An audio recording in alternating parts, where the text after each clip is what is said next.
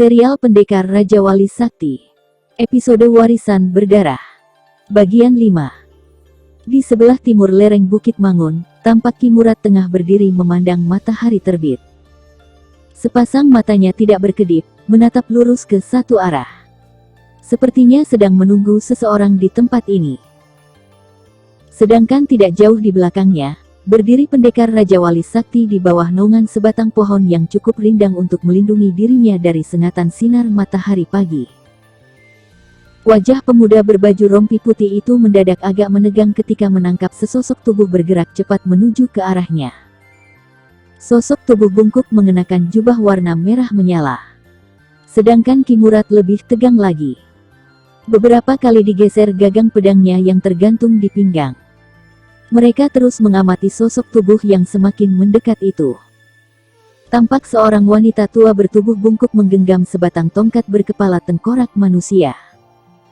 Rambutnya yang tidak teratur, meriap hampir menutupi wajahnya yang keriput. Wanita tua berjubah merah menyala itu berhenti tepat sekitar 2 batang tombak di depan Ki Murad.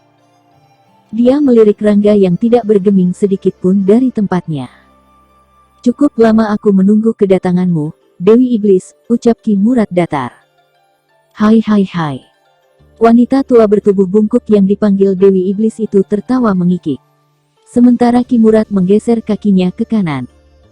Dengan sudut ekor matanya sempat diliriknya pendekar Raja Wali Sakti. Hatinya sedikit tenang mengetahui pemuda berbaju rompi putih itu masih berada di tempat. Hik hik hik. Belum pernah kuterima undangan dari seseorang. Apakah kau sudah mampu menandingiku, sehingga berani mengundangku? Terlalu kering nada suara Dewi Iblis. Kuharap kau tidak salah paham dulu, Nyai Dewi. Aku mengundangmu bukan untuk bertarung. Ada satu pertanyaan yang ingin ku ketahui jawabannya darimu, kata Ki Murad, melunak nada suaranya. Aku paling benci dengan pertanyaan. Dengus Dewi Iblis. Ini penting, Nyai Dewi. Penting bagimu, tapi memuakkan untukku. Maaf, Nyai. Jika tidak keberatan, apakah Nyai Dewi mempunyai murid? Ki Murad tidak peduli terhadap gerutuan perempuan tua berjubah merah itu. Kau sudah berani mengusik pribadiku, Ki Murad. Dengus Dewi Iblis kurang senang. Bukan maksudku mengusik urusan pribadimu, Nyai Dewi. Aku bertanya seperti itu karena belakangan ini ada seseorang yang mengacau desaku. Dia menggunakan aji mata kilat. Dan yang ku ketahui, hanya kaulah yang memiliki ajian itu, kata Ki Murad lagi. Setan tua. Kau menuduhku. Bentak Dewi Iblis keras. Tunggu, Nyai. Cegah Ki Murad cepat-cepat ketika Dewi Iblis sudah menggerakkan tongkatnya. Kau sudah menuduhku, Ki Murad. Dan ini merupakan penghinaan bagiku. Kau harus mampus, setan tua. Geram Dewi Iblis. Setelah berkata demikian, Dewi Iblis berteriak keras. Tubuhnya segera melompat menerjang sambil mengebutkan tongkatnya ke arah Ki Murad. Tapi belum juga ujung tongkat perempuan tua itu sampai pada sasaran, mendadak saja sebuah bayangan putih berkelebat cepat memapak serangan itu. Tak. Dewi Iblis mendengus seraya menarik pulang tongkatnya. Perempuan tua itu menatap tajam seorang pemuda berbaju rompi putih yang tahu-tahu sudah berdiri di depan Ki Murad. Dia menggereng dalam dengan sinar mata tajam menusuk. Sedangkan Rangga hanya berdiri tenang sambil melipat tangan di depan dada. Jangan mengotori namamu yang sudah penuh lumpur, Dewi Iblis. Ujar Rangga dingin. Pendekar Raja Wali Sakti. Jangan ikut campur urusanku. Bentak Dewi Iblis. Kau sudah berjanji untuk tidak terjun kembali ke dunia ramai, Dewi Iblis, tetap dingin nada suara Rangga. Kau yang membuatku keluar, Rangga. Untuk apa kau membawaku ke sini? Untuk orang tua tidak tahu adat ini. Bentak Dewi Iblis. Rupanya kau tidak pernah mau mendengar kata-kataku lagi, Dewi Iblis. Kata-kata Rangga bernada setengah mengancam. Dewi Iblis terdiam, namun sorot matanya tetap tajam penuh kemarahan. Kedatangannya ke lereng Bukit Mangun ini memang atas permintaan pendekar Raja Wali Sakti. Memang mereka pernah bertemu sebelumnya dalam suatu pertarungan yang panjang dan melelahkan.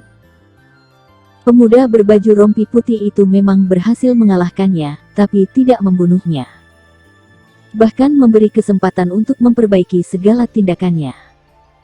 Dewi Iblis berjanji untuk tidak kembali terjun ke dunia persilatan lalu menyepi di puncak Bukit Mangun ini. Tidak heran kalau Rangga bisa cepat menemuinya. Aku tahu, orang yang selama ini membuat kekacauan di desa Kaliwungu bukan dirimu. Ku ketahui itu dari bekas pukulan aji, mata kilat, yang belum sempurna.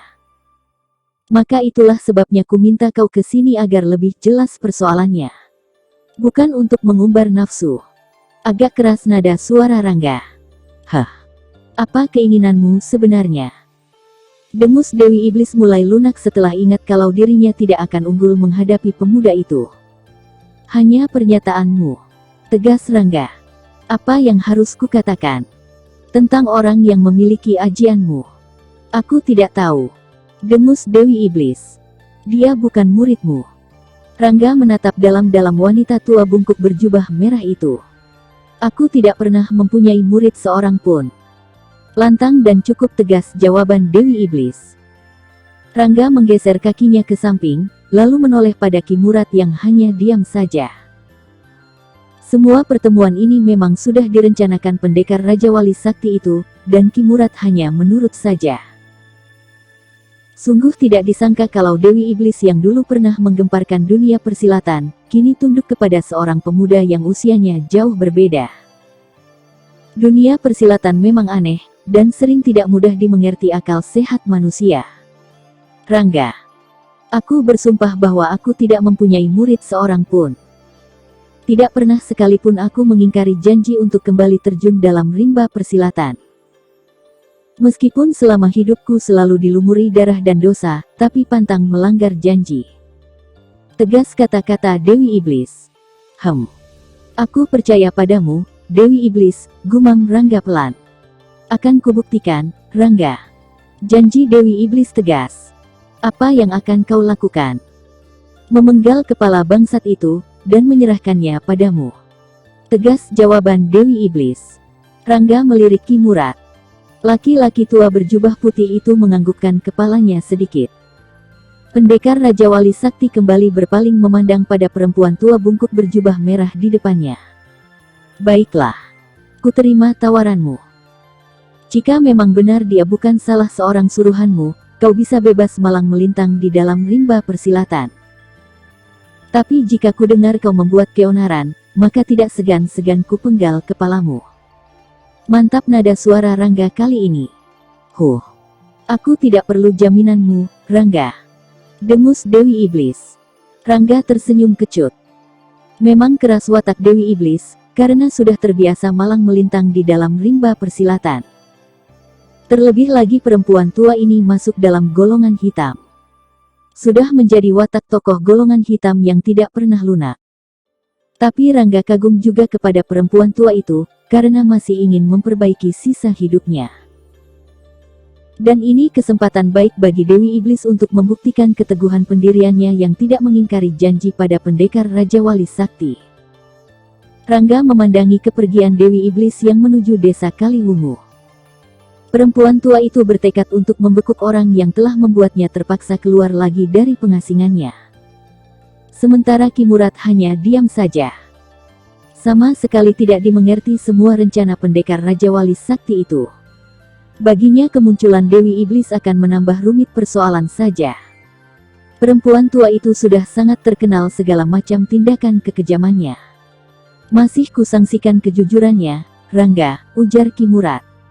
Lihat saja nanti, sahut Rangga seraya mengayunkan kakinya melangkah pergi. Ki Murad mengikuti dan mensejajarkan langkahnya di samping pendekar Raja Wali Sakti itu. Memang masih belum bisa dipahami maksud Rangga sebenarnya. Terlebih lagi dengan melibatkan seorang tokoh hitam yang sudah terkenal kekejamannya.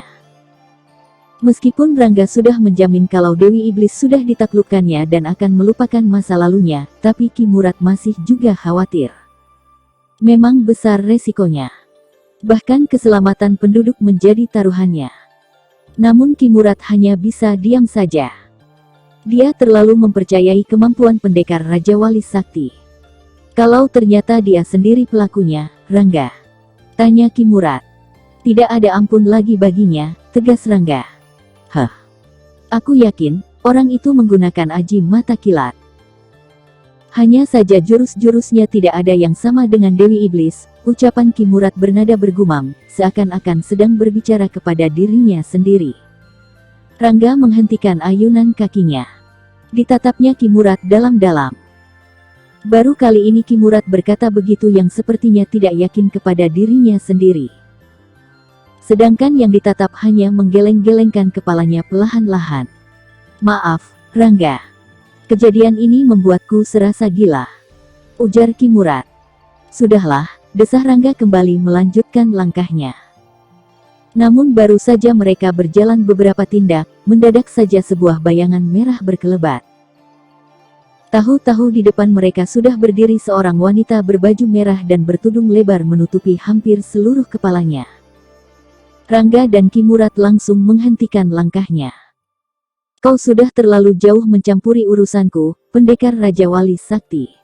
Dengus wanita itu dingin. Aku selalu mencampuri setiap kejahatan. Sahut Rangga mantap. Kejahatan. Hahaha. Wanita itu tertawa terbahak-bahak. Rangga menggeser kakinya sedikit ke samping, seraya memberi isyarat pada Ki Murad untuk menyingkir. Laki-laki tua berjubah putih itu melangkah mundur beberapa tindak.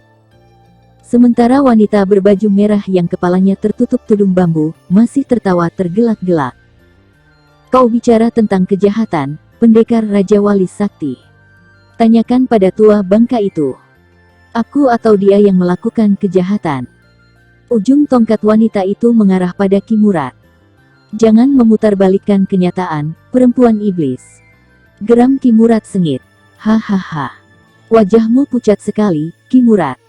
Apa kau takut jika rahasiamu terbongkar? Ejek wanita itu ketus. Puih. Kau coba-coba memutar lidah. Dengus Ki Murad. Kau lihat, pendekar Raja Wali Sakti. Sikapnya seperti kucing kepergok nyolong ikan, sinis nada suara wanita itu. Kubunuh kau, keparat. Geram Ki Murad. Tahan. Bentak Rangga begitu Ki Murad sudah bersiap-siap hendak menyerang. Laki-laki tua berjubah putih itu mengurungkan niatnya yang ingin menyerang perempuan berbaju merah itu.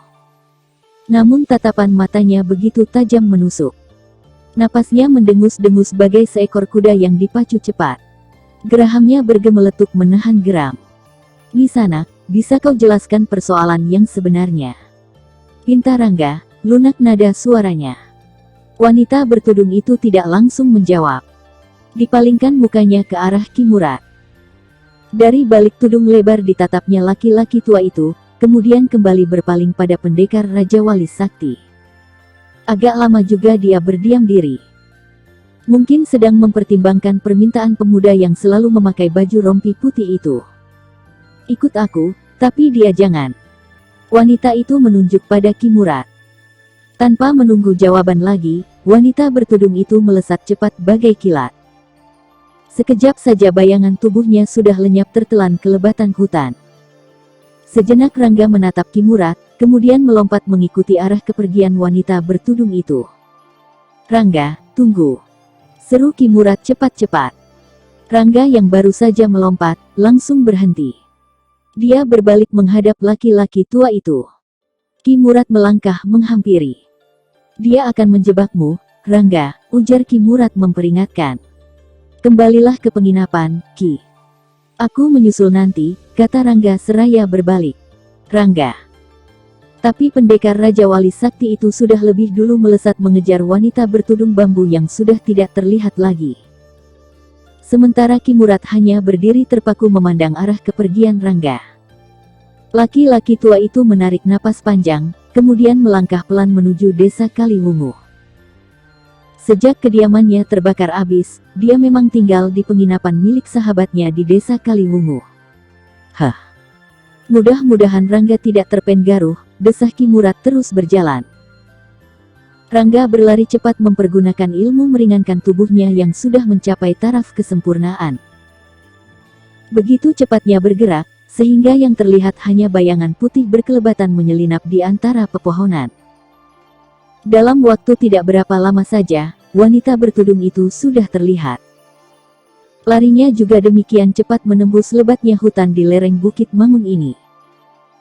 Kening Rangga agak berkerut juga saat mengetahui arah yang dituju wanita berbaju merah menyala itu.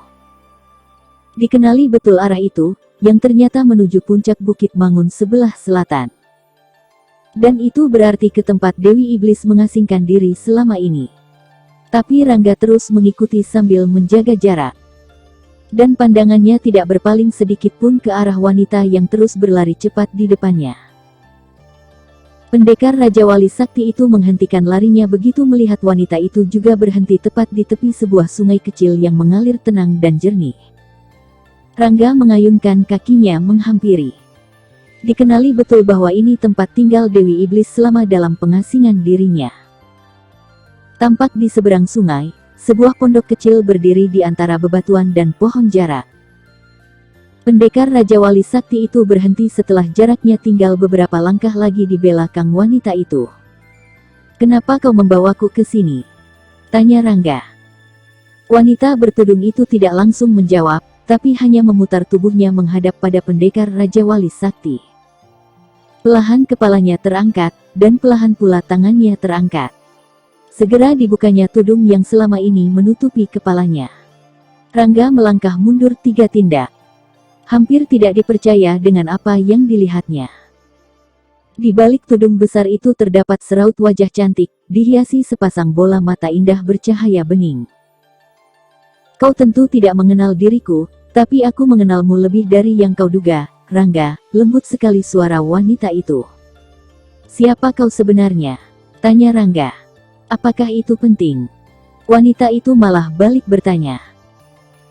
"Jika ingin membuktikan bahwa dirimu tidak bersalah, kurasa perlu kau sebutkan nama dan alasanmu berbuat seperti ini," kata Rangga mantap. "Aku selalu bertahan untuk tidak memperkenalkan diri pada siapapun sebelum si bangsat tua bangka itu mati." Agak tertekan nada suara wanita itu. "Tapi karena kau sudah melibatkan orang yang paling kuhormati, maka tidak ada jalan lain bagiku untuk menyelamatkan orang-orang yang aku kasihi. Orang-orang yang kuhormati melebihi rasa cinta dan hormatku pada diriku sendiri. Apa hubungannya kau dengan Dewi Iblis?" Rangga langsung bisa menebak arah tujuan pembicaraan wanita berbaju merah menyala itu. Wanita itu tidak langsung menjawab. Diputar tubuhnya, lalu berjalan menyusuri sungai kecil ini. Rangga mengikuti sambil tetap menjaga jarak. Mereka berjalan perlahan-lahan tanpa mengucapkan sepatah kata pun, kemudian berhenti setelah sampai pada sebuah jembatan dari seutas tambang yang terikat di pohon untuk menyeberangi sungai kecil ini. Memang tidak pantas jika disebut jembatan. Tapi memang hanya itulah yang dapat menghubungkan dengan seberang sungai sana. Hop! Wanita berbaju merah dengan tudung tersampir di punggung itu melompat ke atas tambang. Kakinya bergerak lincah menyusuri tambang dari sabut kelapa itu.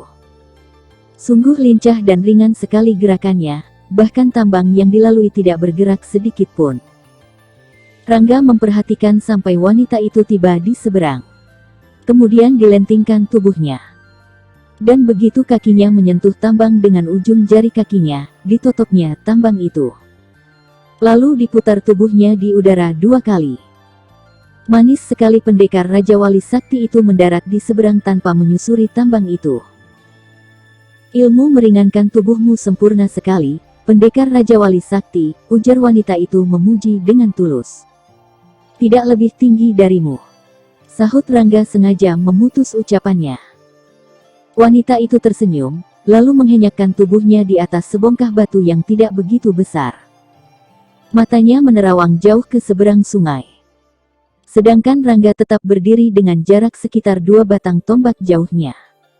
Tampak sekali kalau pendekar Raja Wali Sakti itu masih menjaga jarak. Rasanya memang tidak enak kalau berbicara tanpa mengetahui nama masing-masing. Tidak adil. "Aku sudah tahu namamu, sedangkan kau sendiri belum tahu siapa diriku," kata wanita itu seperti bicara pada dirinya sendiri. Rangga hanya menggumam kecil. Hampir tidak terdengar suara gumamannya. Ditatapnya dalam-dalam wajah yang cantik dengan bibir indah yang selalu nampak merah menantang. "Kau bisa memanggilku Nurmi," Rangga, kata wanita itu memperkenalkan diri. Nurmi. Bukankah itu nama putri Ki Danupaya? Agak tersentak juga Rangga mendengar nama wanita itu.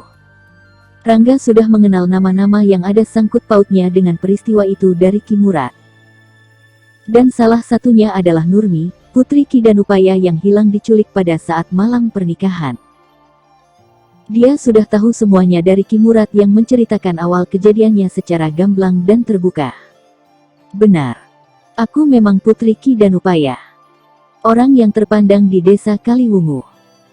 Bahkan desa-desa lain di sekitar Bukit Mangun ini, tenang sekali nada suara Nurmi. Aku sudah mendengar semua tentang dirimu, Nurmi. Kenapa kau lakukan itu semua? Tanya Rangga tidak mengerti. Rangga. Tadi kau tanya tentang hubunganku dengan Dewi Iblis, bukan? Nurmi mengingatkan. Iya. Dewi Iblis adalah adik kakekku yang memimpin sebuah padepokan atau sering disebut pertapaan Jatiwangi. Jadi aku adalah cucunya, jelas Nurmi. Jadi kau mendapatkan beberapa ilmu kesaktian darinya. Tebak Rangga. Benar. Dan itu kudapatkan sebelum Dewi Iblis kau taklukkan. Setelah itu, aku tidak pernah lagi bertemu meskipun tahu tempat tinggalnya.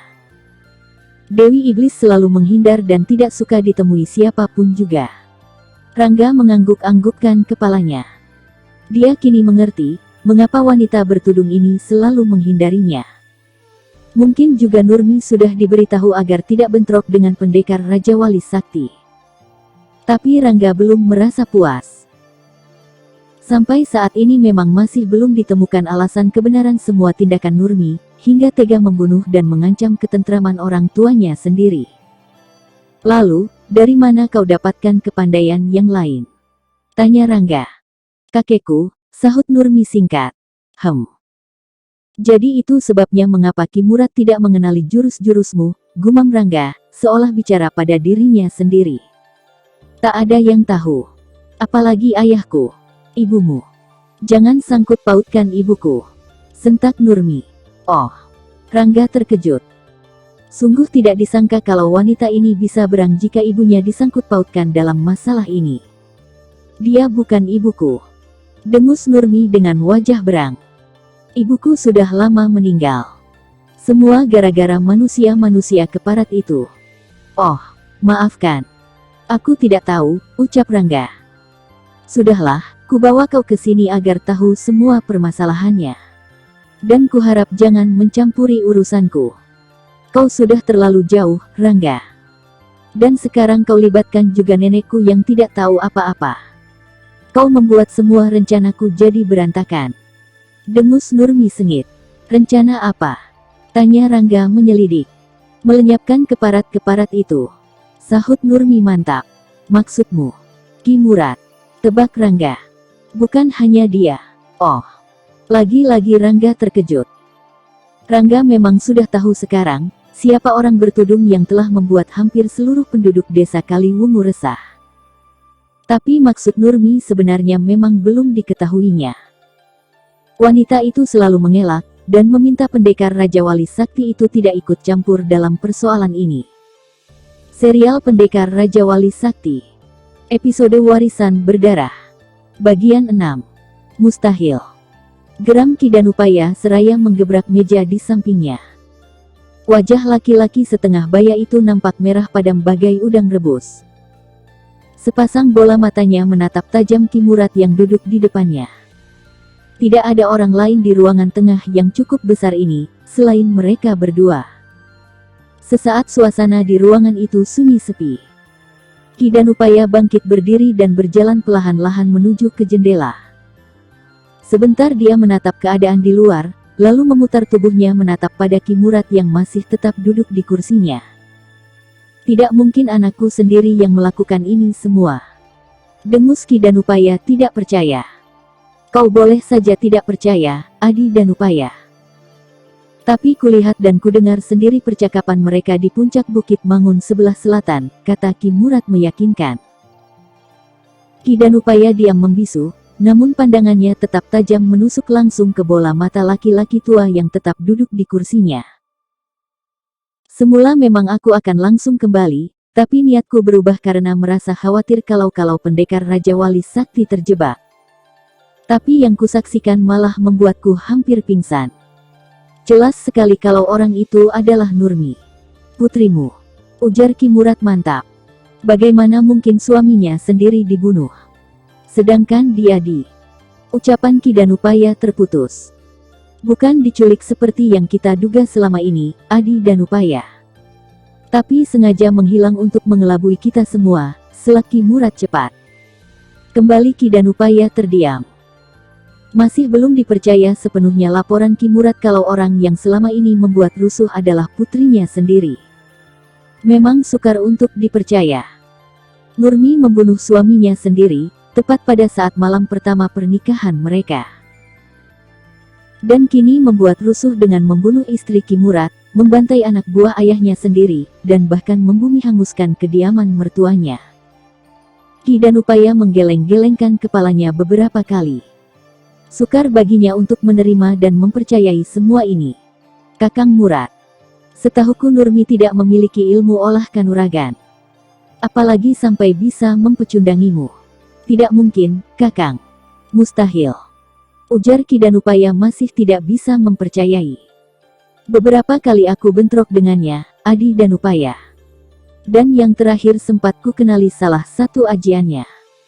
Aji mata kilat milik Dewi Iblis, bibimu sendiri. Kata Ki Murad masih mencoba meyakinkan Ki Danupaya. Kau jangan membawa-bawa bibiku, Kakang. Sudah lama bibi Dewi tidak pernah kelihatan lagi setelah ditaklukkan pendekar Raja Wali Sakti. Nada suara Ki Danupaya terdengar tidak senang. Itulah masalahnya sekarang, Adi Danupaya. Apa maksudmu, Kakang? Dewi Iblis takluk oleh pendekar Raja Wali Sakti.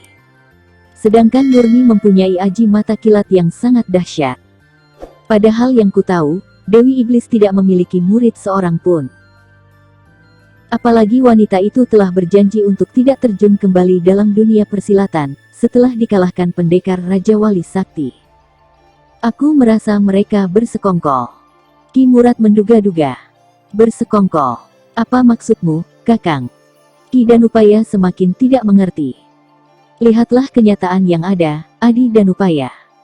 Kau membunuh istrimu di depan Nurmi. Meskipun saat itu masih berumur 7 tahun, tapi ingatannya tentang kejadian itu tidak pernah lepas. Kemudian kau menikahi seorang wanita yang tidak pernah akur dengan Nurmi. Anak itu tertekan.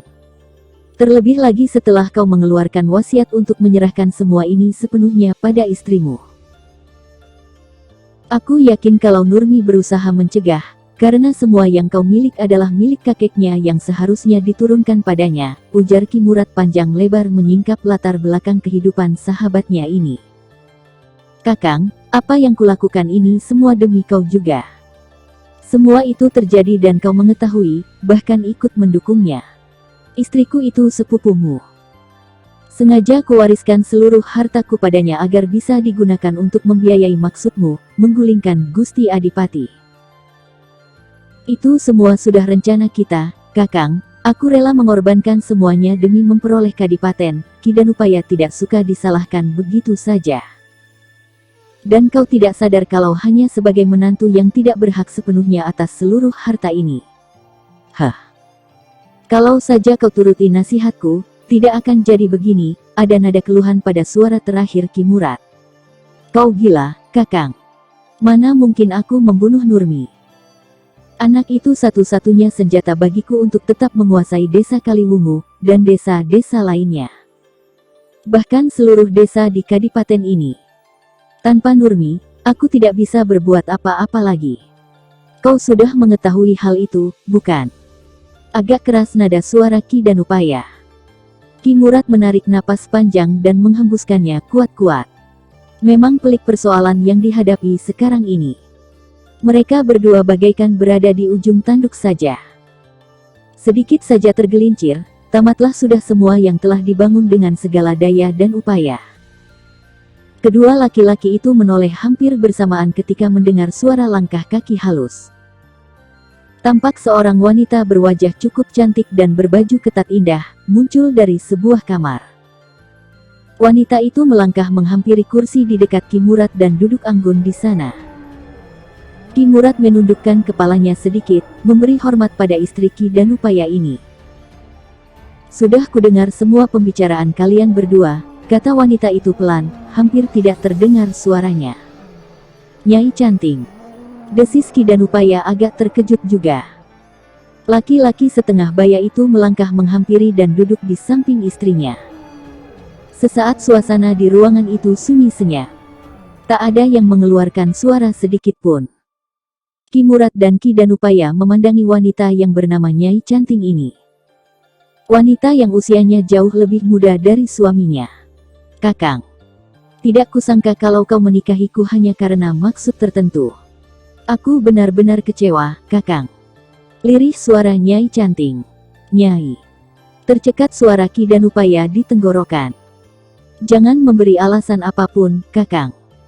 Aku sudah tahu dan sudah mendengar semuanya. Aku tidak ingin terlibat, dan tidak suka disalahkan. Aku tidak pernah membujukmu, dan tidak pernah melakukan kesalahan apapun.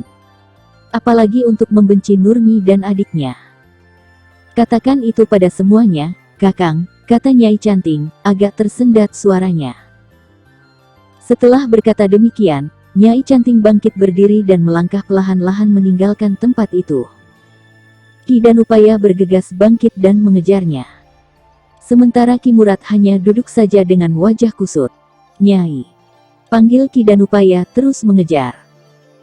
Laki-laki setengah baya itu mencekal pergelangan Nyai Canting kuat-kuat, dan membalikkan tubuh wanita itu sehingga menghadap padanya. Ditatapnya dalam-dalam bola mata yang bening agak berkaca-kaca itu.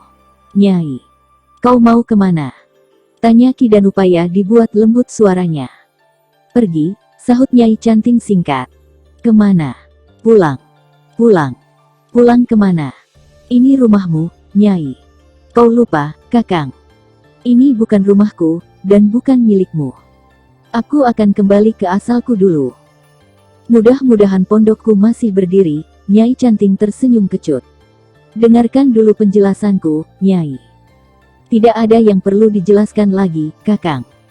Maaf, aku harus pergi.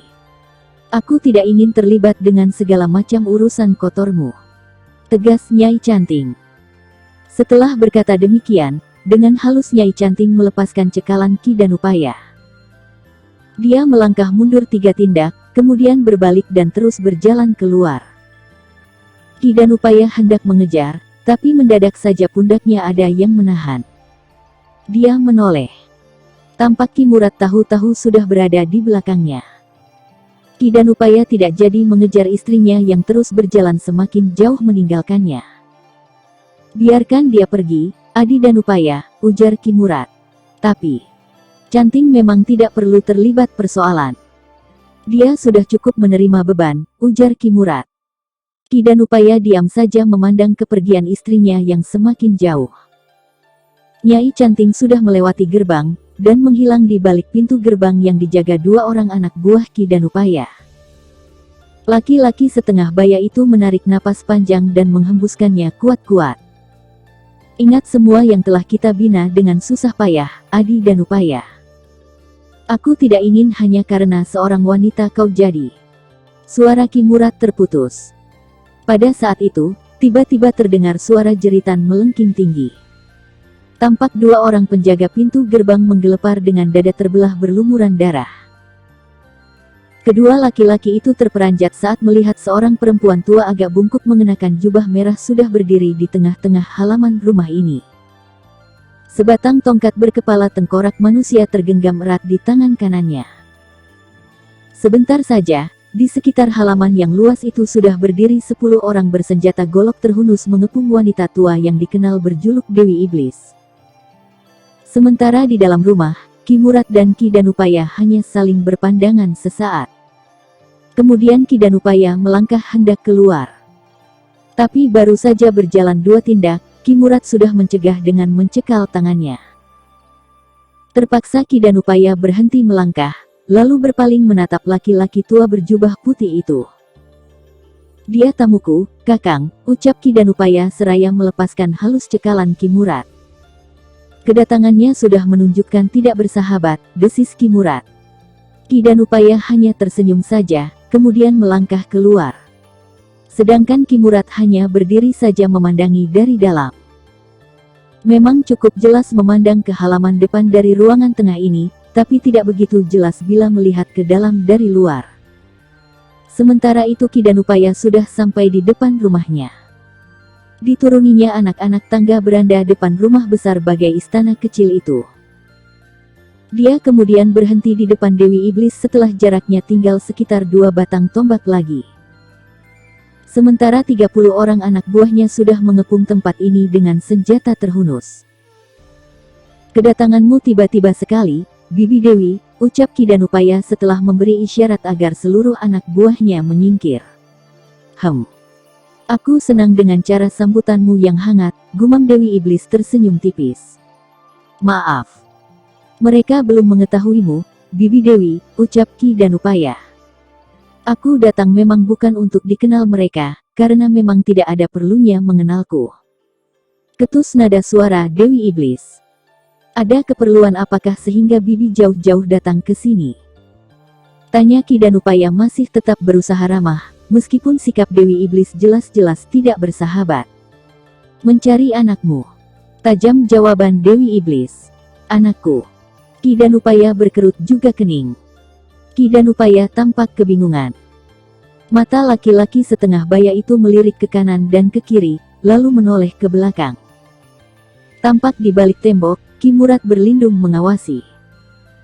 Dia tahu kalau sahabatnya itu tengah mendengarkan semua pembicaraannya dengan perempuan tua yang dulu dikenal sebagai tokoh hitam yang sangat kejam. "Mana dia, Danupaya? Dia telah lancang menjual namaku. Membuatku lebih terhina di depan pendekar Raja Wali Sakti. Berikan anak setan itu padaku." Lantang suara Dewi Iblis. "Bibi, aku tidak mengerti maksudmu. Mengapa tiba-tiba ingin bertemu Nurmi?" Agak bergetar nada suara Ki Danupaya. Laki-laki setengah baya itu tahu betul siapa yang sedang dihadapinya ini. Meskipun cukup lama Dewi Iblis menghilang, tapi bukan berarti kepandaiannya ikut hilang. Bahkan mungkin semakin dahsyat saja. Dia sudah lancang menggunakan ajian yang kuberikan untuk membunuh orang. Anak setan itu telah merusak janjiku pada pendekar Raja Wali Sakti. Masih lantang nada suara Dewi Iblis. "Ajian? Ajian apa? Setahuku, Nurmi tidak pernah belajar ilmu olah kanuragan, apalagi ilmu kesaktian." "Bibi, siapa yang mengatakan hal itu padamu?" "Temanmu yang ada di dalam," sahut Dewi Iblis seraya melirik ke dalam rumah. Ki Danupaya terkejut bukan main. Ternyata wanita tua ini mengetahui kalau Ki Murad ada di dalam. Dan pada saat Ki Danupaya menoleh ke belakang, Ki Murad melangkah keluar. Laki-laki berjubah putih itu berdiri di beranda. Tangan kanannya sudah memegang gagang pedang meskipun belum tercabut dari sarungnya di pinggang. Ki Danupaya benar-benar tidak bisa berkata-kata lagi. Baru saja Ki Murad melaporkan kalau orang yang selama ini membuat kekacauan adalah Nurmi, dan sekarang Dewi Iblis mencari anak itu karena merasa namanya dicemarkan. Terlebih lagi, saat ini perempuan tua itu sedang terikat perjanjian pada pendekar Raja Wali Sakti. Perjanjian setelah ditaklukkan oleh pemuda itu.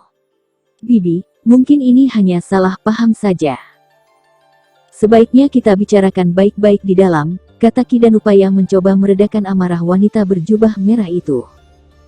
"Kau jangan berpura-pura bodoh, Danupaya. Telah kudengar semua pembicaraanmu tadi. Dan memang sudah kuduga sebelumnya kalau Nurmi yang melakukan semua itu. Asal tahu saja, aku tidak menyalahkannya. Justru aku ingin memberi pelajaran padamu, juga teman setanmu itu. Aku mencari Nurmi agar dia bertanggung jawab setelah mencemarkan namaku di depan pendekar Raja Wali Sakti." Tegas kata-kata Dewi Iblis. Seketika itu juga wajah Ki Danupaya memerah pucat. Demikian juga Ki Murad yang berada di beranda. Mereka semua tahu kalau Dewi Iblis tidak main-main. Dan yang lebih dikhawatirkan, kepandaian perempuan berjubah merah itu tidak akan bisa tertandingi. Kepandaiannya jauh lebih tinggi dari mereka berdua. Bahkan seluruh anak buah Ki Danupaya jika dikerahkan, tidak akan bisa membendungnya.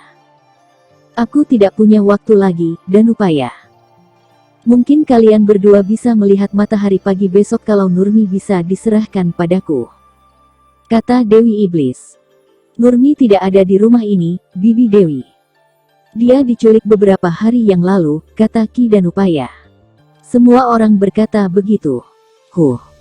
Kau pikir aku percaya bualan kosongmu? Dengus Dewi Iblis. Aku berkata yang sebenarnya, Bibi. Nurmi diculik saat malam pernikahannya, Ki Danupaya berusaha menjelaskannya. Satu lagi kesalahanmu, Danupaya. Kau menikahkan anakmu tanpa memberitahukanku, gerutu Dewi Iblis. Maaf, Bibi, hanya itu yang bisa diucapkan Ki Danupaya agar wanita bungkuk berjubah merah itu tidak meluap amarahnya. Bagaimanapun juga, harus bisa dihindari bentrokan yang pasti tidak akan menguntungkan baginya. Dengan siapa Nurmi kawin? Tanya Dewi Iblis kasar. Putra sahabatku ini, sahut Ki Danupaya menunjuk Ki Murad. Dasar manusia bejat. Kalian memperalat anak untuk kepentingan pribadi, gerutu Dewi Iblis yang sudah mengetahui semua maksud-maksud Ki Danupaya. Ki Danupaya hanya diam saja. Di depan wanita bungkuk itu, rasanya memang tidak mungkin untuk membusungkan dada. Baginya lebih baik merendah untuk keselamatan diri, daripada mati sia-sia di tangan Dewi Iblis. Semula hatinya sudah gembira saat mendengar kekalahan Dewi Iblis di tangan pendekar Raja Wali Sakti. Sungguh tidak dinyana sama sekali kalau pemuda yang selalu mengenakan baju rompi putih itu tidak membunuhnya, bahkan membiarkan hidup. Kini Dewi Iblis muncul kembali, dan membuat Ki Danupaya jadi gelisah. Laki-laki setengah baya itu tidak pernah khawatir meskipun Dewi Iblis sudah mengetahui semua maksud-maksud tersembunyinya. Karena memang sebenarnya wanita tua agak bungkuk berjubah merah itu tidak pernah mau tahu segala urusan Ki Danupaya. Baginya yang terpenting cucunya tidak disakiti. Itulah sebabnya, mengapa Ki Danupaya mempertahankan Nurmi agar tidak dibunuh, meskipun anak itu menyaksikan pembunuhan yang dilakukannya terhadap istrinya sendiri. Semua itu dilakukan hanya karena ambisinya yang tinggi untuk menguasai suatu wilayah kadipaten. Danupaya, kali ini kau kuberi kesempatan untuk bisa bernapas sampai besok. Ingat, sebelum matahari terbenam besok, kau harus sudah mendapatkan Nurmi. Setelah berkata demikian, Dewi Iblis langsung melesat pergi. Sungguh tinggi ilmu meringankan tubuhnya. Dalam sekejap saja bayangan tubuhnya sudah lenyap. Ki Danupaya mendesah panjang, seakan ingin melonggarkan rongga dadanya yang sejak tadi terasa sesak. Laki-laki setengah baya itu memutar tubuhnya dan melangkah perlahan menuju ke beranda rumahnya. Langkahnya terhenti setelah berada di depan Ki Murad. Sejenak kedua laki-laki itu saling berpandangan, kemudian berjalan masuk tanpa berkata apa-apa lagi. Serial Pendekar Raja Wali Sakti, episode Warisan Berdarah, bagian 7. Sepertinya tidak ada yang dapat dilakukan pendekar Raja Wali Sakti untuk menyelesaikan kemelut yang terjadi di desa Kaliwungu. Semua persoalan itu hanya bersifat pribadi dan terbatas pada lingkungan keluarga saja. Tanpa melibatkan seorang penduduk pun yang tidak tahu menahu. Kalaupun pun ada penduduk yang terbunuh, itu dilakukan Nurmi karena terpaksa. Salah seorang penduduk waktu itu tanpa sengaja melihat wajahnya saat wanita itu membuka tudung. Nurmi tidak ingin dirinya diketahui sebelum kehancuran keluarganya. Hanya satu yang tidak bisa dimengerti Rangga, yakni jalan pikiran Nurmi yang dianggapnya tidak waras. Membunuh suaminya sendiri dan menteror kehidupan keluarga ayahnya. Padahal wanita itu tidak ingin mencelakakan ayahnya sendiri. Yang ingin dibunuh hanya Ki Murad agar terpisah untuk selama-selamanya dari Ki Danupaya. Tidak ada maksud lain lagi. Kau masih belum percaya kalau bukan aku yang membunuh Wiraguna, Rangga? Ucap Nurmi sambil memain-mainkan kakinya ke dalam sungai. Kalau bukan kau, lalu siapa? Tanya Rangga yang berdiri membelakangi wanita itu. Adikku, sahut Nurmi. Adikmu. Rangga terkejut tidak percaya. Benar. Aku memintanya datang tepat pada tengah malam pesta pernikahanku. Sengaja tidak kukunci jendela agar adikku mudah masuk ke dalam kamar dan membunuh Wiraguna, lalu pura-pura menculikku, jelas Nurmi. Kenapa dia lakukan itu? Tanya Rangga seraya membalikkan tubuhnya menghadap Nurmi. Wiraguna telah mengecewakannya. Adikku telah direnggut kehormatannya dan ditinggalkan begitu saja. Bajingan itu memang mata keranjang. Sudah banyak gadis yang terpedaya dan terenggut kehormatannya. Lantas kenapa kau rela dinikahkan? Hanya itu jalan satu-satunya. Aku rela berkorban asal musuh besar keluargaku musnah. Sudah lama Ki Murad hendak menghancurkan keluargaku, dan setelah sahabatnya bisa menikahi ibuku barulah dilancarkan aksinya. Kenapa dia menginginkan kehancuran keluargamu? Tanya Rangga terus menyelidik dan membuat Nurmi mengatakan terus terang apa adanya dan tanpa ditutup-tutupi. Persoalan lama. Dia selalu kalah dalam mendapatkan pengaruh dan kekuasaan. Oleh sebab itu dia sengaja bekerja sama dengan ayahku sebelum menikahi ibuku. Mereka ingin menggunakan harta kekayaan keluargaku untuk ambisi pribadinya yang gila, jelas Nurmi. Apa tujuannya? Tanya Rangga ingin tahu. Merebut kadipaten. Edan. Desis Rangga agak kaget juga mendengarnya. Beberapa saat lamanya mereka terdiam membisu, sibuk dengan pikirannya masing-masing. Sementara itu matahari terus merayap menggulir ke arah barat. Sinarnya yang semula terik, kini terasa lembut menyapu kulit. Angin mulai menghembus kencang menaburkan hawa dingin menggigilkan tulang. Nurmi mengangkat kakinya keluar dari dalam sungai, lalu melompat ringan ke tepi sungai kecil ini. Nurmi, di mana adikmu sekarang? Tanya Rangga. Di pertapaan Jatiwangi, sahut Nurmi. Aku memintanya untuk tidak terus terlibat, biar semuanya ku tanggung sendiri. Harus ada satu orang yang nantinya bisa mewarisi kejayaan keluarga. Aku merasa kalau semua yang kulakukan sangat berbahaya, bahkan nyawa taruhannya. Dan mungkin juga tidak bisa mencegah darah ayah melumuri tanganku. Kenapa? Toh dia ayahmu juga, bukan? Dia yang membunuh ibuku. Oh. Lagi-lagi Rangga terkejut. Sungguh mati Rangga tidak menyangka kalau semua persoalannya begitu banyak kaitannya. Bahkan persoalan yang sudah berjalan entah berapa tahun. Yang pasti, sebelum Nurmi lahir ke dunia ini. Rasa iba mulai menjalar di hati pendekar Raja Wali Sakti itu, setelah mengetahui beban penderitaan wanita ini. Masih terlalu muda bagi Nurmi untuk menanggung semua itu. Tidak heran kalau wanita itu tekun mempelajari ilmu olah kanuragan dan kesaktian tanpa setahu ayahnya. Rupanya dendam sudah membara di hatinya sejak melihat sendiri pembunuhan yang dilakukan ayahnya terhadap ibunya. Terlebih lagi setelah mengetahui maksud-maksud buruk yang tersirat di benak Ki Danupaya dan Ki Murad. Dan dendam yang terpendam tahunan itu rupanya meledak juga. Sekarang kau sudah mengetahui semua permasalahannya, Rangga. Kuminta jangan melibatkan diri dalam persoalan ini, kata Nurmi setelah cukup lama berdiam diri. Memang tidak ada perlunya mencampuri urusanmu, Nurmi. Tapi kau akan berhadapan dengan Dewi Iblis, bibimu sendiri, sahut Rangga bernada sedikit menyesal. Seharusnya tidak perlu melibatkan dia, Rangga, Nurmi juga menyesali. Maaf aku terlalu gegabah, percaya saja terhadap cerita Ki Murad, ucap Rangga menyesal. Ya.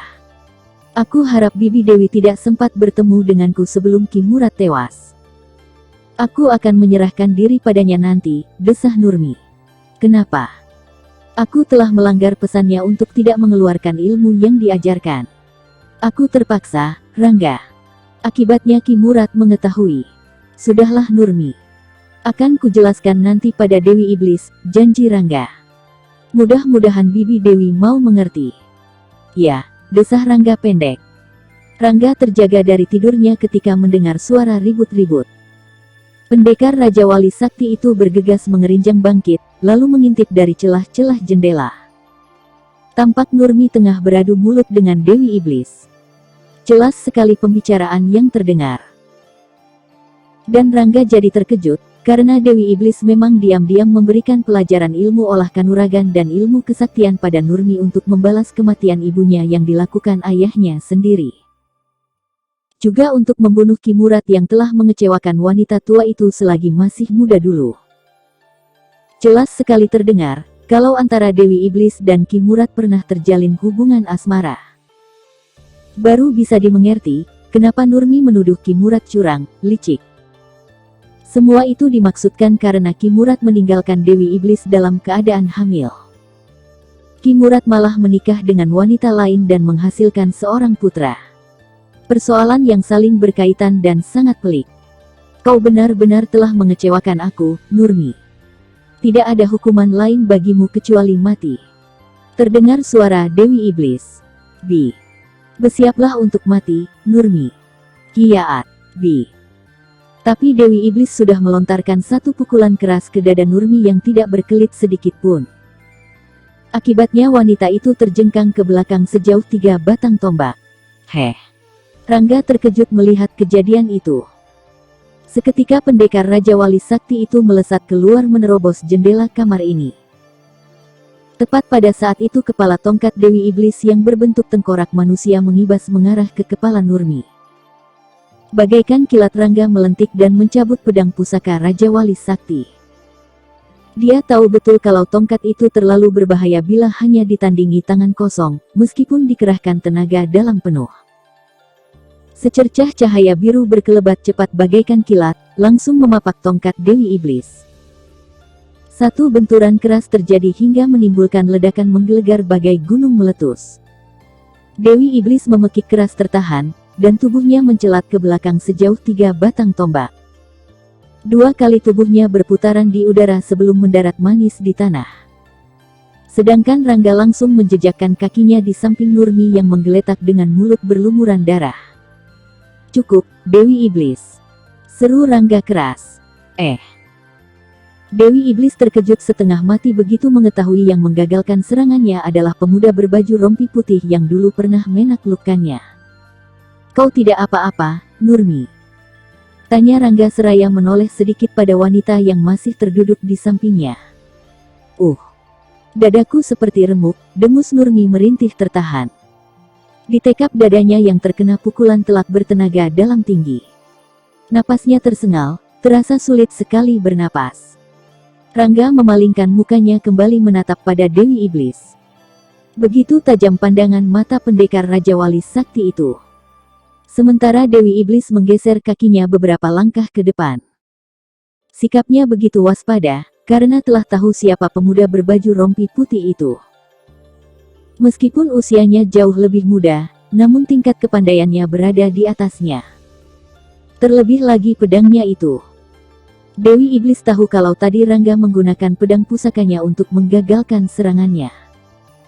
Memang cepat sekali gerakan pendekar Raja Wali Sakti itu. Secepat kilat dicabut pedang, secepat itu pula dimasukkannya kembali ke dalam warangkanya. Begitu cepatnya, sehingga sukar untuk diikuti pandangan mata biasa. Sepertinya Rangga tidak mengeluarkan pedang pusakanya tadi. Kau pernah berjanji padaku, Dewi Iblis. Dan aku juga tidak akan lupa kata-kataku sendiri. Terasa dingin dan datar nada suara Rangga. Dewi Iblis hanya mendengus saja. Tentu saja dia tidak akan melupakan janjinya sendiri, dan kata-kata yang diucapkan Rangga waktu itu. Dan disadari betul kalau pendekar Raja Wali Sakti tidak akan menarik kembali ucapan yang sudah dilontarkan. Dewi Iblis merasa kalau saat ini, mau tidak mau harus bertarung kembali melawan pendekar Raja Wali Sakti sampai pada hembusan napasnya yang terakhir. Kau telah menyalahgunakan kepercayaan yang kuberikan padamu, Dewi Iblis. Rasanya sukar bagiku untuk memberi kesempatan lagi padamu, kata Rangga lagi. Majulah, bocah. Kau pikir aku gentar padamu? Hehehe. Dewi Iblis mendengus langsung terkekeh. Bagus. Itu berarti kau sudah siap ke neraka. Semakin dingin suara Rangga. Banyak omong. Kiaat. Dewi Iblis melompat menerjang sambil mengebutkan tongkatnya, disertai pengerahan tenaga dalam sangat tinggi. Saat itu Rangga hanya menggeser kakinya sedikit dan menarik tubuhnya ke belakang. Kibasan tongkat itu lewat di depan dadanya. Rangga bisa merasakan angin kibasannya yang begitu dahsyat.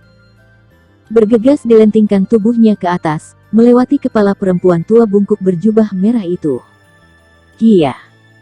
Cepat sekali Rangga menggerakkan kakinya, dan menggunakan jurus Raja Wali menukik menyambar mangsa. Tapi rupanya Dewi Iblis sudah menyadari akan serangan itu, dengan cepat diputar tongkatnya di atas kepala. Rangga terpaksa memutar tubuhnya, dan meluruk turun ke belakang tubuh wanita bungkuk itu. Secepat kilat dilepaskan satu pukulan ke punggung Dewi Iblis. Kia! Uts! Dewi Iblis memutar tongkatnya ke belakang, melindungi punggungnya dari pukulan pendekar Raja Wali Sakti. Dan cepat-cepat diputar tubuhnya sambil mengayunkan tongkatnya ke arah kaki pemuda berbaju rompi putih itu. Manis sekali Rangga melompat, dan melayangkan satu tendangan menggeledek ke arah kepala Dewi Iblis. Hop! Kia! Dewi Iblis menghindar dengan melentingkan tubuhnya ke belakang sambil mengibaskan ujung tongkatnya yang runcing. Tapi saat itu Rangga sudah melepaskan satu pukulan keras bertenaga dalam sempurna dibarengi pengerahan Aji, Bayu Bajra. Suatu ajian yang dahsyat membawa angin pukulan bagai gelombang badai topan menghancurkan gunung. Kia! Ah! Dewi Iblis memekik keras tertahan. Perempuan tua bungkuk berjubah merah itu tak mampu lagi menahan gempuran Rangga yang begitu dahsyat. Apalagi keadaan tubuhnya berada di atas tanah. Tak ampun lagi, tubuh tua bungkuk itu meluncur deras ke belakang, menghantam dinding batu cadas hingga hancur berantakan. Bumi serasa berguncang. Sementara itu batu-batu cadas tiba-tiba berguguran menimpa tubuh Dewi Iblis. Rangga berdiri tegak memperhatikan batu-batu yang berjatuhan menimbun Dewi Iblis. Suara bergemuruh masih terdengar memekakkan telinga disertai guncangan yang cukup keras pada tanah. Rangga masih berdiri tegak sampai tidak ada lagi batu-batu yang berguguran. Tampak gundukan batu besar dari kecil membentuk sebuah bukit batu kecil di atas bukit. Rangga menarik napas panjang, kemudian berpaling pada Nurmi yang sudah bisa bangkit berdiri. Pemuda berbaju rompi putih itu menghampiri. Sedangkan Nurmi hanya diam mematung memandangi tumpukan batu yang menimbun Dewi Iblis. Entah apa yang ada di dalam hati wanita itu. Bibirnya terkatup rapat dengan pandangan lurus tak berkedip. Rangga menepuk lembut pundaknya. Nurmi berpaling, menatap redup. Meskipun dia jahat, tapi selalu baik padaku, ujar Nurmi lirih. Maaf.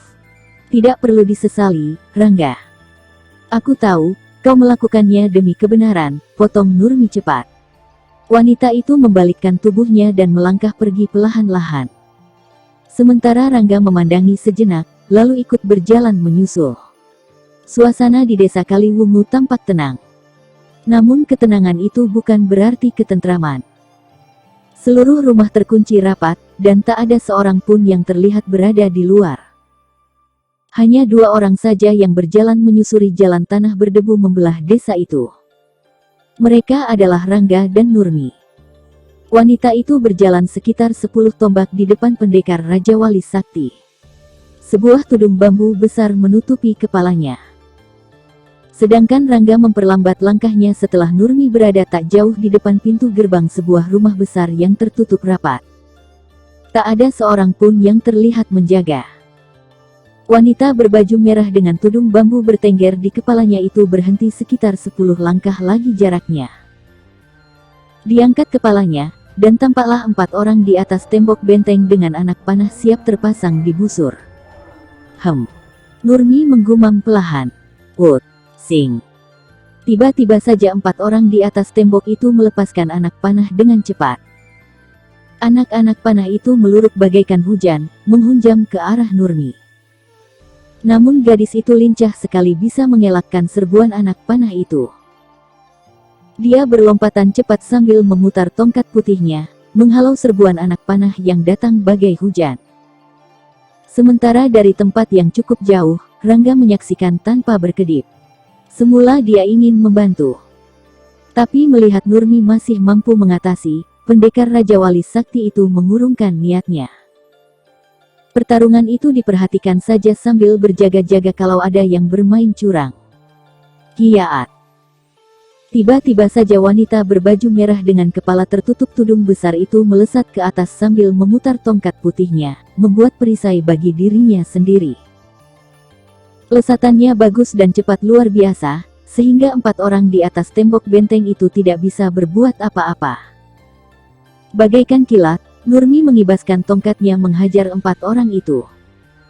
Jerit pekik melengking terdengar sating sambut, disusul ambruknya 4 sosok tubuh dari atas tembok benteng itu. Tampak Nurmi berdiri tegak dengan tongkat putih menyilang di depan dada. Pandangannya tajam beredar mengamati bagian dalam halaman yang cukup luas, dan dikelilingi pagar tembok yang cukup tinggi dan kokoh ini. "Ki Murad, keluar kau!" lantang suara Nurmi. "Jangan hanya bisa bersembunyi di balik punggung monyet buduk." Suara yang disalurkan lewat pengerahan tenaga dalam itu bergema terbawa angin.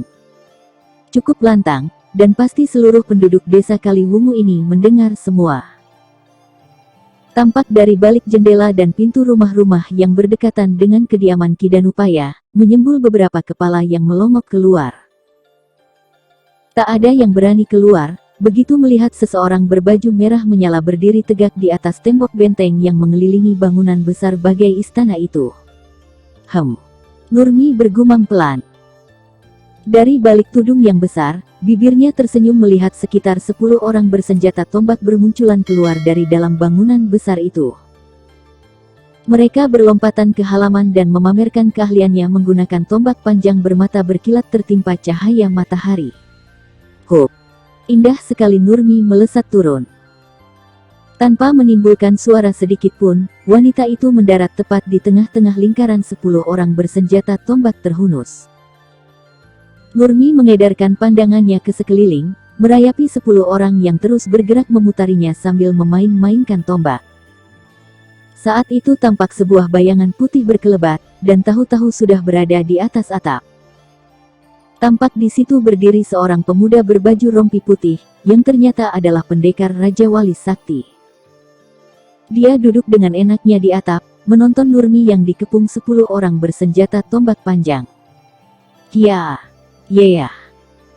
Teriakan-teriakan keras terdengar, disusul berlompatannya 10 orang yang menyerang Nurmi dari berbagai jurusan. "Hai!" Gesit sekali gerakan wanita berbaju merah itu menghindari setiap serangan yang datang dari segala penjuru. Tongkat putihnya berkelebatan cepat diimbangi gerakan kaki dan tubuhnya yang lincah cepat luar biasa. Dalam beberapa gebrak saja, tampak 2 orang terjungkal menimbulkan suara pekikan melengking tinggi. Darah bersimbah membasahi tanah berumput halus dan terawat rapi itu. Nurmi bertarung bagai singa betina kehilangan anaknya. Tongkat putihnya berkelebat cepat menyebarkan hawa maut. Teriakan-teriakan pertempuran, kini bercampur pekik tertahan kesakitan. Itu pun masih diikuti jeritan melengking dari tubuh-tubuh yang bergelimpangan dan menggelepar bersimbah darah. 10 orang itu memang bukan lawan Nurmi. Sehingga dalam waktu tidak berapa lama saja sudah lebih dari separuhnya yang tergeletak tidak bernyawa lagi. Pada saat jumlah mereka tinggal 3 orang lagi, dari dalam rumah kembali bermunculan sekitar 20 orang bersenjata terhunus berbagai jenis. Mereka langsung berlompatan menyerang wanita berbaju merah itu. Mereka yang baru muncul, rupanya memiliki kepandaian yang lebih tinggi.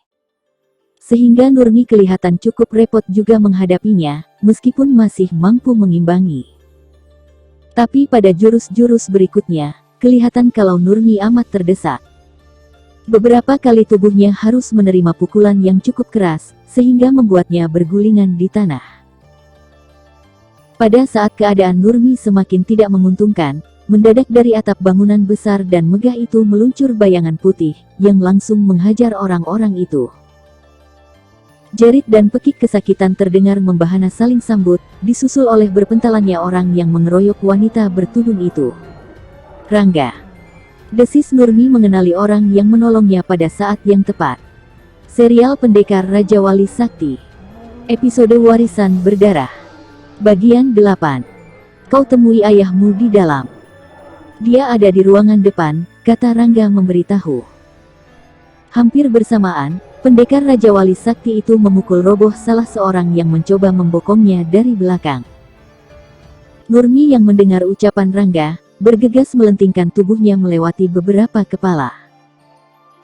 Masih sempat diayunkan tongkatnya, membuat dua orang menjerit keras sambil memegangi kepalanya yang terhantam senjata wanita itu. Sementara Rangga terus mengamuk sambil bergerak mendekati beranda depan. Sedangkan Nurmi sudah tiba lebih dahulu. Wanita berbaju merah itu berdiri tegak di tengah-tengah beranda depan yang disangga dua buah pilar besar. Tatapan matanya tajam dan lurus ke depan. Dari dalam rumah itu muncul seorang laki-laki setengah baya mengenakan baju putih dengan ikat kepala juga putih bersih. Di tangan kirinya tergenggam sebilah pedang yang masih terbungkus sarungnya. Tidak berapa lama berselang, keluar lagi seorang laki-laki tua berjubah putih menyandang pedang di pinggang. Di belakangnya mendampingi 6 orang tubuh tinggi besar dengan dada telanjang. Bagus. Berkumpullah di sini, agar aku tidak perlu susah payah meminta tanggung jawab kalian semua. Terdengar dingin nada suara Nurmi. Bisa kau buka tudungmu, Nurmi? Agak bergetar suara Ki Danupaya. Laki-laki itu langsung mengenali suara anaknya. Hah. Ternyata kau tidak melupakan suaraku, Ki Danupaya. Dengus Nurmi seraya membuka tudungnya. Tentu saja, anakku, sahut Ki Danupaya berusaha lembut. Wih. Tidak pantas kau menyebutku anak, keparat. Geram Nurmi. Nurmi. Aku bukan anakmu. Aku tidak punya ayah sepertimu. Sentak Nurmi memotong cepat. Nurmi, sadarlah. Kau dalam kesulitan besar, anakku. Kendalikan dirimu, bujuk Ki Danupaya. Kesulitanku merupakan awal kehancuran kalian. Lantang suara Nurmi. Percuma kau membujuknya, Adi Danupaya. Bocah ini sudah dirasuki iblis. Celetuk Ki Murad. Sebaiknya bercerminlah dulu, Ki Murad. Dirimu sendiri tidak lebih busuk dari iblis neraka. Desis Nurmi sengit. Bocah lancang. Mulutmu harus diajar tata krama. Geram Ki Murad. Juga otakmu, tua bangka. Balas Nurmi sengit. Trek. Tahan, Kakang. Sentak Ki Danupaya begitu dilihatnya Ki Murad mencabut pedang. Tapi Ki Murad sudah tidak bisa lagi menahan diri. Terlebih lagi saat mengingat nyawa anak dan istrinya, serta 10 orang murid kesayangannya yang tewas. Dengan teriakan keras, Ki Murad melesat sambil mengibaskan pedangnya ke leher Nurmi. Uts! Hai! Bergegas Nurmi melompat sambil mengegoskan tubuhnya ke samping. Tapi belum juga bisa berdiri sempurna, kembali datang serangan yang tidak kalah dahsyatnya. Wanita berbaju merah itu terpaksa mengibaskan tongkatnya. Dan, terang, Ki Murad terpekik tertahan begitu pedangnya membentur tongkat putih milik Nurmi. Tapi wanita berbaju merah itu juga terpental mundur sejauh 5 langkah. Sebentar mereka saling menatap, lalu berlompatan seraya memberikan serangan menggunakan jurus-jurus maut. Sementara itu di halaman depan, Rangga sudah membereskan lawan-lawannya. Dia berjalan tenang mendekati arena pertarungan antara Nurmi melawan Ki Murad. Nurmi yang bertarung dengan hati terselimut dendam dan amarah, jadi tidak bisa mengontrol dirinya. Akibatnya dia lupa memperhitungkan pertahanannya. Wanita itu terus menyerang dan ini diketahui Ki Murad yang sudah kenyang makan asam garamnya dunia persilatan. Laki-laki tua berjubah putih itu mengambil kesempatan pada saat Nurmi menyerang tanpa mengindahkan pertahanan dirinya sendiri, sehingga jebol! Seru Ki Murad tiba-tiba. Seketika itu juga tangan kiri Ki Murad menghentak ke depan setelah pedangnya berhasil menghalau tusukan tongkat putih wanita yang berselimut dendam dan amarah itu. Hantaman tangan kiri Ki Murad tidak bisa terhindarkan lagi dan Nurmi terpekik keras. Tubuh ramping terbalut baju merah ketat itu terjungkal keras ke belakang, dan bergulingan beberapa kali di tanah. Bagaikan kilat, Ki Murad melompat sambil berteriak keras melengking, menghunus ujung pedang ke depan. Saat itu posisi Nurmi memang tidak menguntungkan sekali, dan tidak mungkin bisa berkelit tapi. Terang. Ki Murad terperanjat kaget. Buru-buru laki-laki tua itu mundur. Dan tiba-tiba saja di depan Nurmi sudah berdiri seorang pemuda berwajah tampan mengenakan baju rompi putih yang bagian dadanya dibiarkan terbuka lebar. Pendekar Raja Wali Sakti, desis Ki Murad. Agak bergetar suaranya, begitu mengenali orang yang baru saja menyelamatkan nyawa Nurmi. Sementara itu Nurmi sudah bisa bangkit berdiri, meskipun masih sedikit limbung. Sebentar diatur napasnya, mengalirkan hawa mumi untuk mengusir rasa sesak yang mengganjal dadanya. Dari sudut bibirnya mengalir darah kental. Untung saja pukulan Ki Murad tadi tidak bertenaga dalam penuh, sehingga Nurmi masih bisa bertahan. Tapi tak urung masih terasa sakit pada rongga dadanya. "Rangga, kenapa kau bela bocah keparat itu?" Agak keras nada suara Ki Murad. "Aku akan berada di pihak yang benar, Ki Murad," sahut Rangga kalem, namun nada suaranya terdengar datar. "Sudah jelas bocah iblis itu yang bersalah. Mengapa kau malah membelanya? Beberapa hari yang lalu, mungkin aku berpendapat begitu. Tapi sekarang justru tidak akan kubiarkan kau menyentuhnya sedikit pun, Ki Murad. Sayang sekali, sandiwaramu yang hebat itu tidak bisa mengelabuiku terus-menerus," masih terdengar tenang suara Rangga. "Dengar, pendekar Raja Wali Sakti. Bocah setan itu adalah keturunan manusia iblis, dan selamanya akan menjadi iblis berbentuk manusia. Jika berpihak padanya, sama saja kau melumuri nama besarmu dengan darah iblis." Lantang suara Ki Murad. Rangga hanya bergumam saja dengan mata agak menyipit. "Jangan dengarkan omongannya Rangga, dia itu manusia licik. Mulutnya sangat berbisa," sentak Nurmi ketus. "Ha, ha, ha. Kau akan cari pengaruh rupanya, bocah setan." Keras sekali suara Ki Murad. Rangga jadi terdiam, dia kebingungan juga, karena satu sama lain saling membenarkan dirinya sendiri. Pada saat pendekar Raja Wali Sakti itu diliputi kebimbangan, tiba-tiba terdengar derap kaki kuda. Dan mendadak saja pintu gerbang benteng rumah ini hancur. Tampaklah 2 ekor kuda putih menerobos masuk pintu gerbang diikuti sekitar 6 orang berkuda. Semua orang yang berada di tempat ini langsung menoleh. "Kakek," desis Nurmi mengenali laki-laki tua yang menunggang kuda putih di samping seorang wanita muda berbaju merah, hampir sama dengan yang dikenakan Nurmi. Para penunggang kuda itu berlompatan turun. Tampak wanita muda berbaju merah itu bergegas menghampiri Nurmi. Sedangkan laki-laki tua yang membawa tongkat, melangkah ringan menghampiri Ki Danupaya yang masih saja berdiri di ujung tangga beranda depan. "Sudah kudengar semua yang terjadi di sini, Danupaya. Aku harap secepatnya kau tinggalkan desa ini," tegas kata-kata laki-laki tua itu. "Kenapa kau ikut campur urusan ini, Eyang Baraga?" sergah Ki Murad menyeletuk. Laki-laki tua bertongkat itu hanya mendengus kecil. Langsung diputar tubuhnya, menatap tajam Ki Murad. Sementara Ki Danupaya hanya diam saja, kemudian melangkah mendekati Ki Murad dan berdiri di sampingnya. "Sejak semula sudah kuduga kehadiranmu di desa ini akan membawa malapetaka," dingin nada suara laki-laki tua yang dipanggil Eyang Baraga itu. "Haha, ha." Entah kenapa, tiba-tiba saja Ki Murad tertawa terbahak-bahak. Ki Murad menjentikkan tangannya, maka 4 orang yang masih berada di tangga beranda, langsung melontarkan benda-benda kecil berwarna kuning keemasan ke arah Eyang Baraga. "Bedebah, licik," dengus Eyang Baraga menggeram. Laki-laki tua itu mengebutkan tangannya, dan langsung cepat memutar tongkatnya bagai baling-baling. Benda-benda kecil berbentuk mata panah itu berguguran sebelum mengenai sasarannya. Pada saat yang sama, Ki Murad melesat cepat bagaikan kilat sambil mengebutkan pedangnya ke arah Nurmi. "Nurmi, awas!" seru Rangga tersentak kaget. Tapi peringatan pendekar Raja Wali Sakti itu terlambat. Nurmi yang tengah terpana oleh satu pola serangan yang begitu cepat dan tidak terduga sama sekali, hanya terkesiap sehingga ujung pedang Ki Murad menggores bahunya, walaupun wanita itu sempat memiringkan tubuhnya ke kanan. "Ah!" Nurmi memekik tertahan. Darah langsung merembes keluar dari luka di bahu wanita itu. Rangga yang melihat kelicikan itu, jadi geram setengah mati. Dengan satu teriakan keras, langsung menyerang Ki Murad.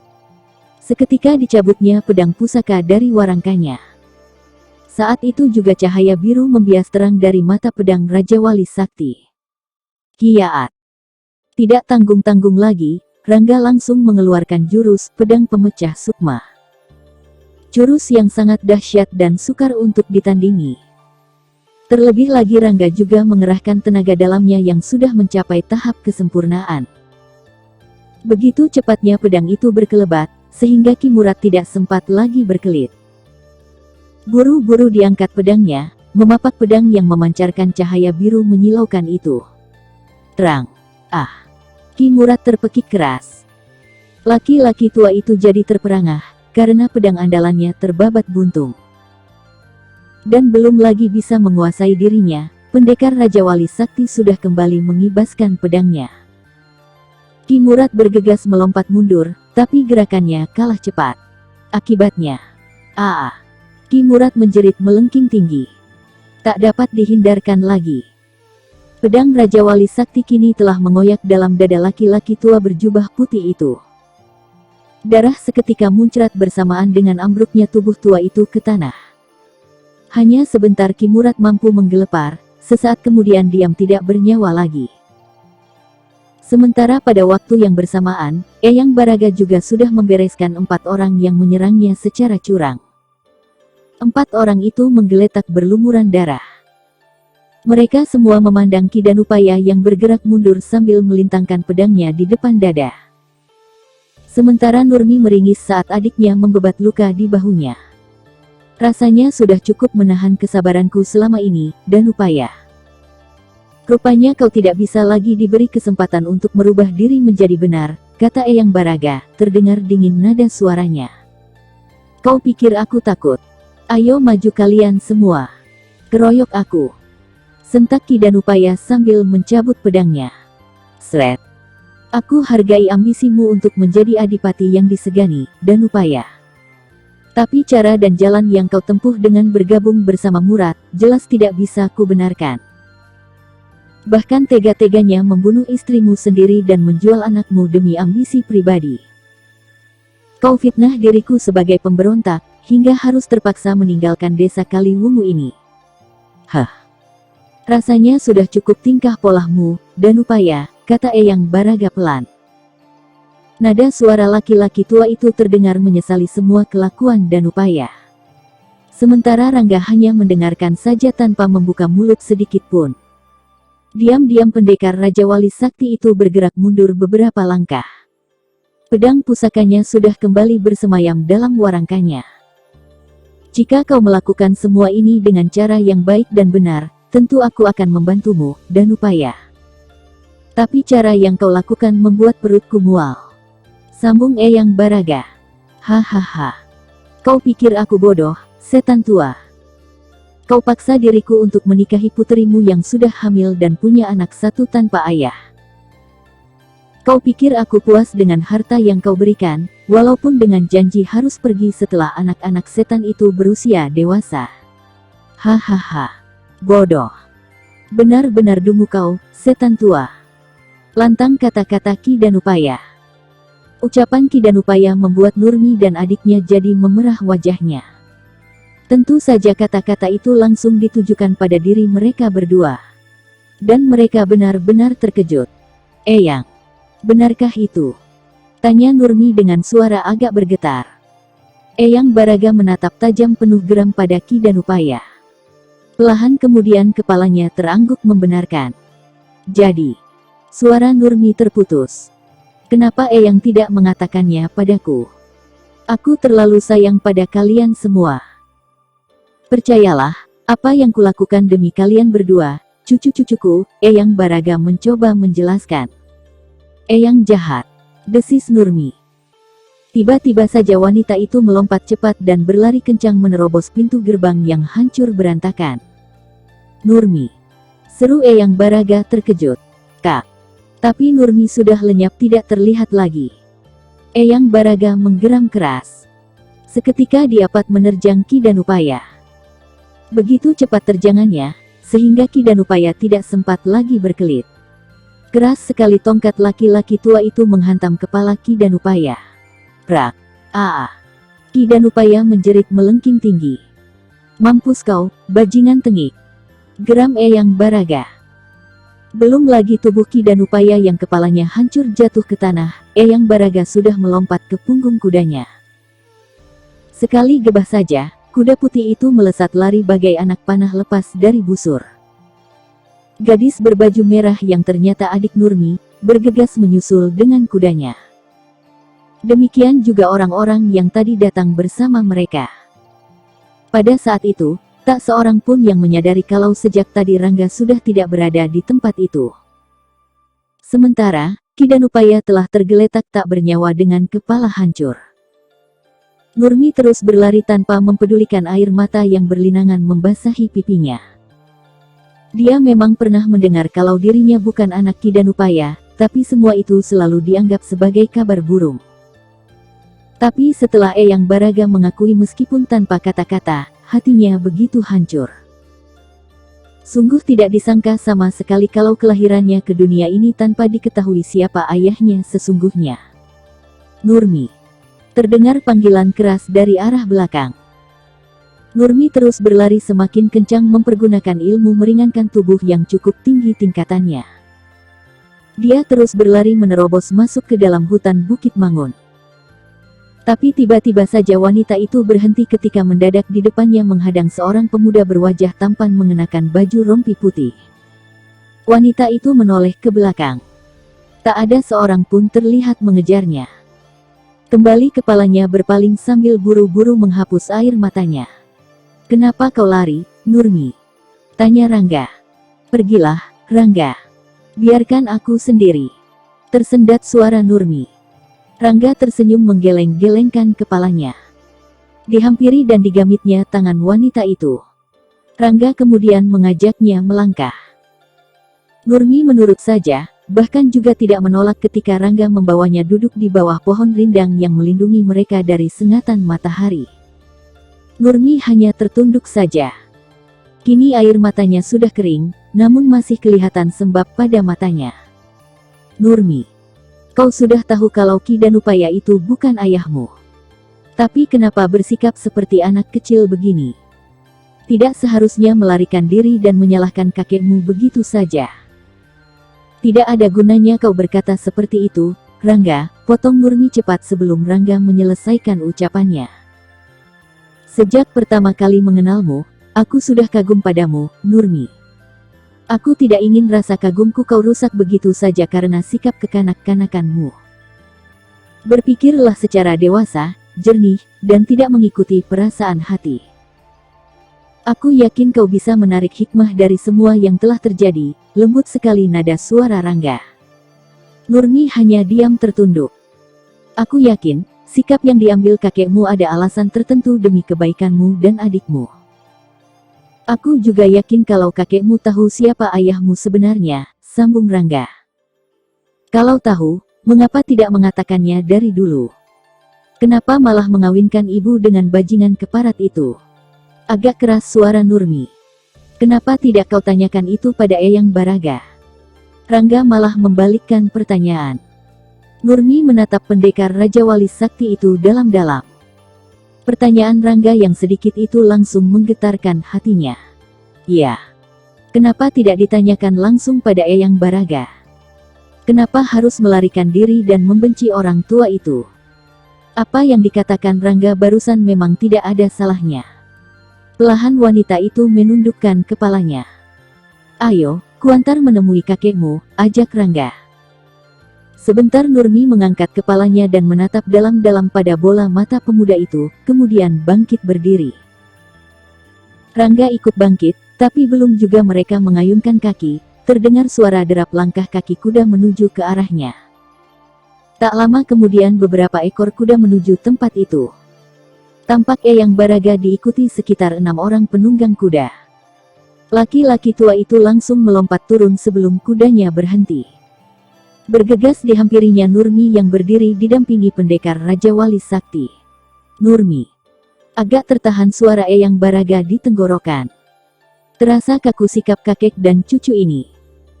Sementara Rangga bergerak menyingkir ke belakang, membiarkan mereka berdua saja. Sedangkan 6 orang yang ikut serta bersama Eyang Baraga hanya berdiri saja di tempat yang agak jauh, di samping kudanya masing-masing. Maafkanlah aku, Nurmi. Kau boleh membenciku, tapi dengarlah dulu penjelasanku, kata Eyang Baraga setelah agak lama juga terdiam. Nurmi hanya diam saja. Masih sulit rasanya untuk membuka suaranya. Entah apa yang ada dalam relung hatinya saat ini, hanya dirinya sendiri yang bisa mengetahuinya. Yang jelas sikap Nurmi masih terlihat kaku. Sengaja kulakukan ini semua karena tidak ingin mengecewakan ayahmu. Memang semua ini kesalahanku yang terlalu angkuh dan keras kepala. Padahal aku tahu kalau antara ibumu dengan ayahmu saling mencintai.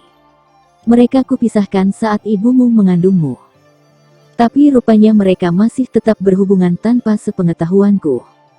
Hingga setahun setelah kau lahir, ibumu mengandung lagi.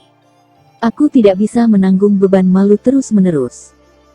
Maka kuputuskan menikahkan ibumu dengan pemuda pilihanku yang sebenarnya sudah kuketahui wataknya. Tapi memang hanya dia yang bersedia, tapi dengan satu syarat, seluruh harta kekayaanku harus jatuh ke tangannya. Syarat itu kuterima, tapi dengan satu perjanjian pula. Seluruh harta akan jatuh kepadamu kalau kau sudah dewasa, dan Danupaya menyetujuinya. Tapi, sama sekali tidak ku ketahui maksud sebenarnya yang terkandung dalam dada laki-laki keparat itu, Eyang Baraga menjelaskan dengan suara agak terbata-bata. Di mana ayahku sekarang? Tanya Nurmi. Tanpa setahuku, rupanya ayahmu mencoba membawa lari ibumu dari tangan Danupaya, tapi ketahuan. Akhirnya dia tewas di tangan anak buah Danupaya. Sebulan setelah peristiwa itu, Danupaya membunuh ibumu. Saat itu aku tidak bisa berbuat apa-apa, karena Danupaya sudah menyebar fitnah. Aku dituduh menghimpun kekuatan dan akan memberontak pada kerajaan. Terpaksa aku lari dengan membawa adikmu, tapi tidak sempat membawamu, Nurmi. Nurmi kembali diam. Di mana adikku sekarang? Tanya Nurmi setelah cukup lama berdiam diri. Kembali ke pertapaan, sahut Eyang Baraga. Eyang, maafkan aku, lirih ucapan Nurmi. Eyang Baraga tersenyum dan merengkuh cucunya dalam pelukan. Untuk sesaat mereka saling berpelukan. Tak ada yang menyadari kalau Rangga telah meninggalkan tempat itu diam-diam. Nurmi melepaskan pelukan kakeknya, lalu menoleh ke arah Rangga tadi berdiri. Tapi wanita itu jadi kebingungan. Mana dia? Tanya Nurmi seperti bertanya pada dirinya sendiri. Siapa, Nurmi? Tanya Eyang Baraga. Rangga, sahut Nurmi. Kekasihmu. Eyang. Wajah Nurmi menyemburat merah dadu. Ayolah kita pulang, ajak Eyang Baraga. Nurmi mengangguk dan melangkah di samping kakeknya. Sesekali wanita itu melayangkan pandangannya ke sekeliling. Dia berharap bisa melihat pendekar Raja Wali Sakti, tapi sampai jauh berjalan, Rangga tidak terlihat lagi. Nurmi hanya bisa mengucapkan terima kasih dalam hati saja. Kalau bukan karena pendekar Raja Wali Sakti, entah apa jadinya dia sekarang ini. Mungkin selama hidupnya akan berkelana tanpa tujuan pasti, membawa kehampaan hati. Tapi sekarang, paling tidak dimiliki suatu harapan untuk masa depannya. Selesai. Episode selanjutnya, Kaum Pemuja Setan. Masih bersama cerita Silat Online Channel. Jangan lupa like and subscribe, terima kasih.